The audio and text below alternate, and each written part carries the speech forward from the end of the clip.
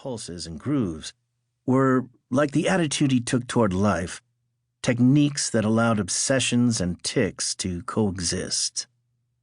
Brubeck plied his music with overlaps between musical cultures in Blue Rondo a la Turk, which combined an indigenous Turkish rhythm with the blues, and in Three to Get Ready, which squared the circle of a waltz by inserting bars of 4/4, between different time signatures, like his version of Someday My Prince Will Come, which managed to be in 4/4 and 3/4 at the same time, between the radically diverse range of musical styles through which he waded in his improvised solos.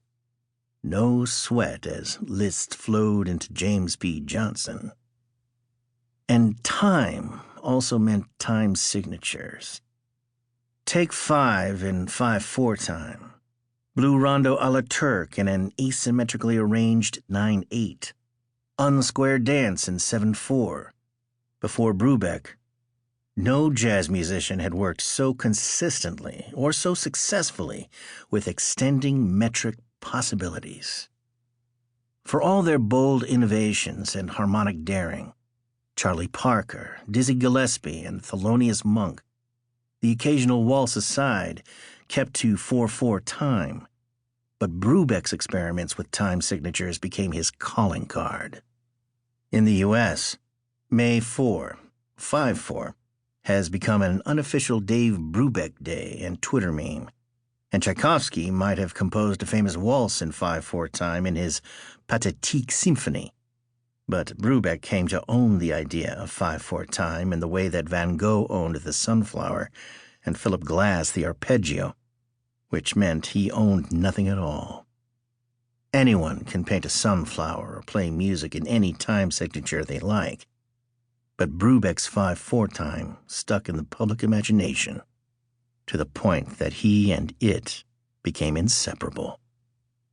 Even before he had recorded a note of music in 5/4 or 7/4, Columbia Records bosses sniffed something in the air and decided to call his first studio album for the company Brubeck Time. And after the soar-away triumph of Time Out, Brubeck followed up with Time Further Out, Time Changes, Countdown, Time in Outer Space, and Time In. His gift to any prospective biographer, especially one searching for a title, was that word, time, which needed to feature as part of my title, but in a more meaningful way than a mere wisecracking play on words. Reconciling all those connotations of time, from the broadly historical to the directly musical, became my way forward. A structure pieced itself together as I took time to think through all these various meanings of time. Go back to the music if in doubt became my mantra as I wrote. And in fact, the structural inner workings of Brubeck's music led the way from the get-go. The story within a story of the blues and Turkish music in Blue Rondo a la Turk, and of 3/4 versus 4/4 in Three to Get Ready, and Brubeck's knack for nesting one time signature inside another, freed up time. No need to slavishly adhere to the chronology. I was interested in investigating how one aspect of his life illuminated another against the panorama of American history. And if you're wondering why the first chapter begins in 2003 and then flips back to 1953, when the Dave Brubeck Quartet was touring in a package with Charlie Parker, that is why. Opening the book by explaining where Brubeck's music stood in relation to Parker's, who was then considered to be the very embodiment of modern jazz, journey straight to the heart of the music.